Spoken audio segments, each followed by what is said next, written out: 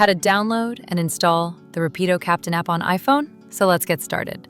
The first thing is to just open up your App Store and click on the search bar at the bottom right corner.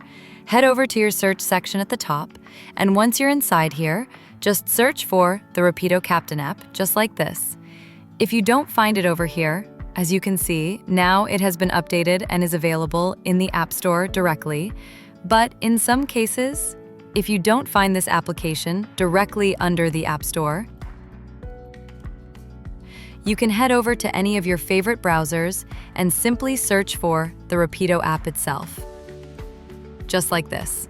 You should see the first link, which will automatically take you to the App Store link, just like this.